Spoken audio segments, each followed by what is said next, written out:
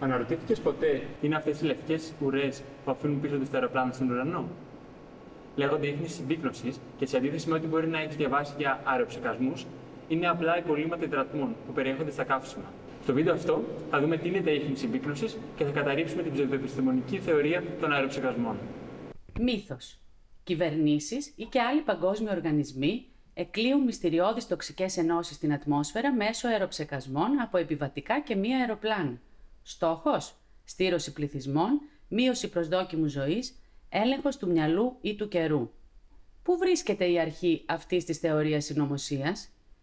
Το φαινόμενο αρχικά παρατηρήθηκε και σχολιάστηκε στη ΣΥΠΑ στα μέσα της δεκαετίας του 90 και διαδόθηκε γρήγορα μέσω του διαδικτύου, όπως τόσες άλλες θεωρίες που αμφισβητούν την επίσημη γνώση και τις επιστημονικές ανακαλύψεις. Για ποιους λόγους λένε οι συνωμοσιολόγοι ότι μας ψεκάζουν? Για να μπορούν τα αόρατα κέντρα εξουσίας να μας ελέγχουν και να μας παρακολουθούν. Να μας χειραγωγούν ψυχολογικά με σκοπό την κοινωνική, πολιτική και άλλη επιρροή. Να μας αποχαυνώνουν και να καταστέλουν τις αντιδράσεις μας στα όσα επιχειρούν. Ποια είναι η επιστημονική εξήγηση? Οι παράξενες λευκές γραμμές που αφήνουν πίσω τους τα αεροπλάνα δεν είναι τίποτε άλλο από ανθρωπογενή νέφη.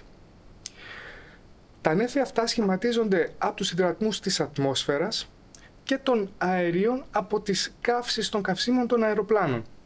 Όταν οι θερμοί αυτοί οι υδρατμοί βρεθούν στην ψυχρή ατμόσφαιρα, υγροποιούνται και παγωποιούνται, δημιουργώντας τις χαρακτηριστικές αυτές λευκές γραμμές.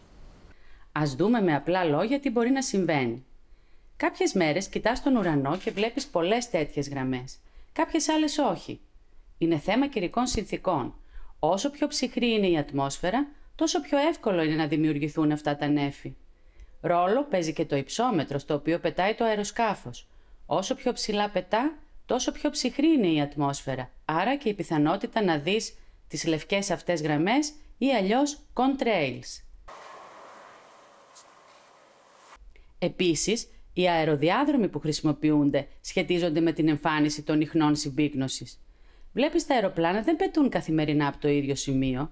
Χρησιμοποιούν διαφορετικούς αεροδιαδρόμους ανάλογα με τις καιρικές συνθήκες, αλλά και τον προορισμό. Γιατί να μην πιστέψουμε στους αεροψεκασμούς? Μερικοί πολύ απλοί λόγοι μπορεί να είναι οι παρακάτω. Πρώτον, καμία επιστημονική έρευνα που να υποστηρίζει τους ψεκασμούς δεν έχει υπάρξει ως σήμερα. Δεύτερον, κανένας από τους χιλιάδες πιλότους που υποτίθεται ότι εμπλέκονται στη διαδικασία των αεροψεκασμών δεν έχει βγει ποτέ δημόσια να παραδεχτεί κάτι τέτοιο.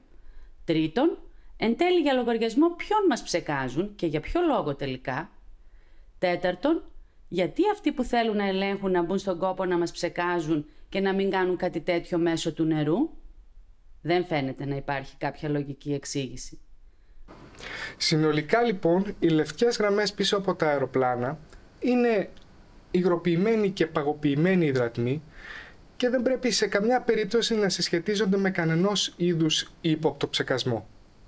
Οπότε, την επόμενη φορά που θα δεις αυτές τις ουρές στον ουρανό, θυμήσου ότι είναι ίχνη συμπίκνωσης, ένα υποπροϊόν της σύγχρονης αεροπορίας. Δεν χρειάζεται να στεναχωριέσαι για κρυφές ατζέντες και μυστικά προγράμματα.